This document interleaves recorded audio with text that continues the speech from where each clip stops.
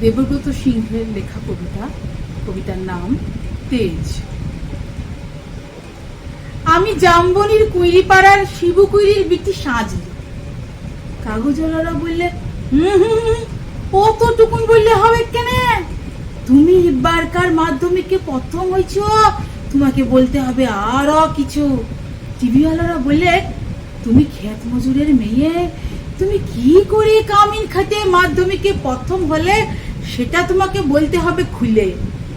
পঞ্চায়েতের অনি বৌদি, প্রধান, উপপ্রধান, এমএলএ, এমপি সবাই একেবারে হামলি পড়লো আমাদের মাটির কুড়া ঘরে। জামবনি স্কুলের হেডমাস্টার কোন বিহান বেলায় টিনের আগুর খুলে হাঁকে ডাকে ঘুম ভাঙাই খবরটা যখন প্রথম শোনালে, তখন মাকে জড়াই শুয়েছিলাম আমি। পুরা ঘরের ঘুটঘুটা অন্ধকারে হেডমাস্টারকে দেখে মায়ের পাড়া আমিও চোখ কচালে হা হয়ে ভাইলেছিলাম। কি স্বপ্ন দেখছি নাকি? স্যার বললেন এটা স্বপ্ন লয়, সত্যি বটে।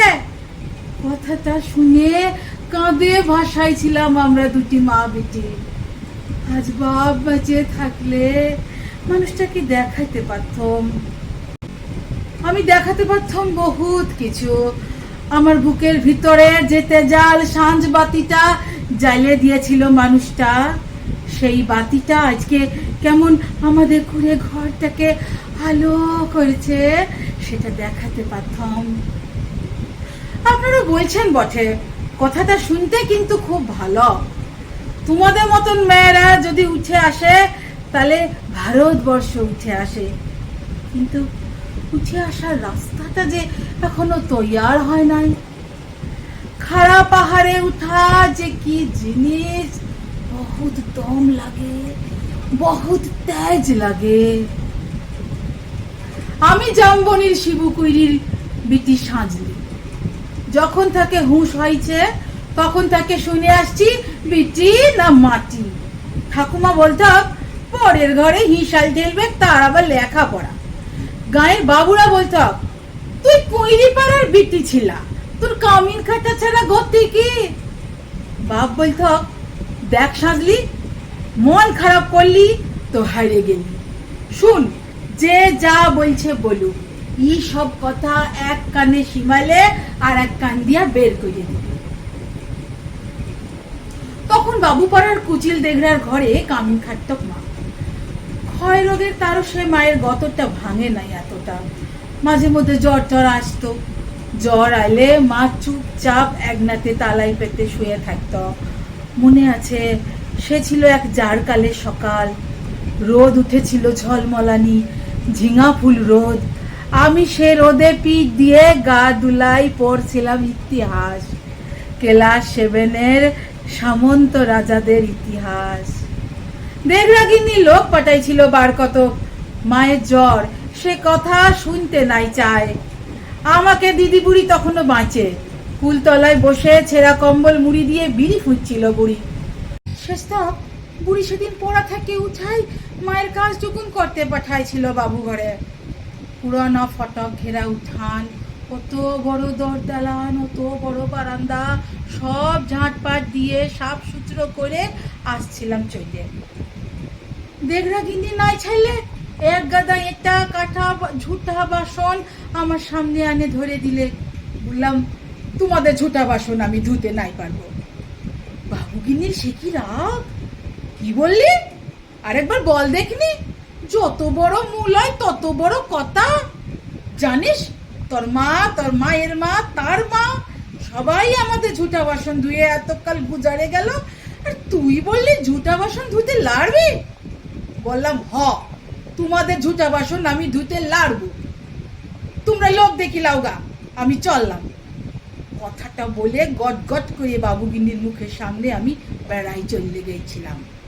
তা বাদে সেলিয়ে কি কাণ্ড, কি ঝামালা। বেলা ডুবলে মাহাতোদের ধান কাটে বাপ ঘরকে আলে ধুপাতা লেখাপড়া করা লাকলির ছোট মুখে বড় থুতির কথা সাত কাহন করে বলেছিল দিদি বুড়ি। মা কোনো রাগ আরে নাই। আঘন মাসের সন্ধ্যা বেলায় একনাতে আগুন জ্বালে গা হাত পা সেঁকছিল মা। এক মাথা ঝাঁকড়া কালো চুল ঝাঁকানো বাপের পেটানো পাথরের মুখটা ঝলকে উঠেছিল আগুনের আঁচে। বাপের অমন চেহারা আমি কোনো দিন দেখি নাই। বাপ সেদিন মা আর দিদি বুড়ির সম্মুখে আমাকে কাছকে ডাকে মাথায় হাত বুলাই গমগমা গলায় বলেছিল, যা করেছিস বেশ করেছিস। শুন, তোর মা, তোর মায়ের মা, তার মায়ের মা সবাই করেছে কামিনগিরি। বাবু ঘরে গতর খাটাই খাইছে, তাতে হইছেটা কি? এই কথাটা মনে রাখবি, তুই কিন্তু কামিন হওয়ার লাগে জন্মাস নাই। যত বড় লাট সাহেবই হোক না কেন, কারু কাছে মাথা নুয়াই নিজের তেজ বিকবি নাই। এই তেজটুকুনের লাগেই তো লেখাপড়া শিখাচ্ছি তোকে, নালে আমাদের পড়া হাভাতা মানুষের কাছে আর আছেটা কি? আমি জামবুনির কুইরি পাড়ার শিবু কুইরির বিটি সাজলি। কবেকার সেই ক্লাস 7-এর কথা ভাবতে যায় এখন এই কাগজওয়ালা টিভিওয়ালাদের সামনে কি যে বলি। তালপাতা রথ দিয়ে ঘেরা গবরুতলার এগনাতে এখন লোকে লোকাকার। তার মাঝে বাঁশি বাজায়, জিপ গাড়িতে চাপে, আগু পিছু পুলিশ নিয়ে মন্ত্রী এলেক ছুটে। কোথায় সাজলি কুইরি, কোথায়? বলতে বলতে বন্দুকধারী পুলিশ নিয়ে সুজা আমাদের মাটির কুড়া ঘরে। হেড স্যার বললে, প্রণাম কর সাজলি, প্রণাম কর। মন্ত্রী তখন পিঠ চাপড়াই বললে, তুমি কামিন খাতে মাধ্যমিকে প্রথম হয়েছ, তাই তোমাকে দেখতে এলাম। সত্যি বড় গরিব অবস্থা তোমাদের। তোমাদের মতন গরিব মেয়েরা যাতে উঠে আসে, তার লাগি আমাদের পার্টি, তার লাগি আমাদের সরকার। লাও 10,000 টাকা চেকটা এখন লাও। শুনো, তোমাকে আমরা আরো টাকা দিব, ফুল দিব, সম্বর্ধনা দিব। এই টিভির লোক, কাগজের লোক, কে কোথায় আছো? এদিকে আসো। তখনই ছোট বড় কত রকমের সব ঝলকে উঠলো ক্যামেরা, ঝলকে উঠলো মন্ত্রীর মুখ। না না, মন্ত্রী নয়, ঝলকে উঠলো আমার বাপের মুখ। গনগনা আগুন পাড়া আগুন মানুষের মুখ। আমি তখনই বলে উঠলাম, না না, এই টাকা আমার নাই লাগবে। আর আমাকে যে ফুল দিবেন, সম্বর্ধনা দিবেন, আরো 1,000 টাকা তুলে দিবেন, তাও আমার নাই লাগবে।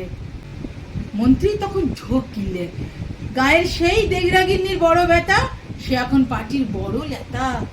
ভিড় ঠাইলে সে আসে বললে, কেনে কি হয়েছে রে সাজলি? তুই তো আমাদের ঘরে কামিন ছিলি, বল তোর লাগে আমরা কি করতে পারি, বল তোর কি লাগবে সেটা খুলে বল। বললাম, আমার পাড়া শয়ে শয়ে আরো অনেক সাজলি আছে, আরো শিবু কুইরির বিটি আছে গাঁ গেরামে। তারা যতদিন অন্ধকারে পড়ে থাকবে, তারা যতদিন লেখাপড়ার লাগে কাঁদে বুলবে, ততদিন কোনো বাবুর দয়া আমার নাই লাগবে, ততদিন কোনো বাবুর দয়া আমার নাই লাগবে।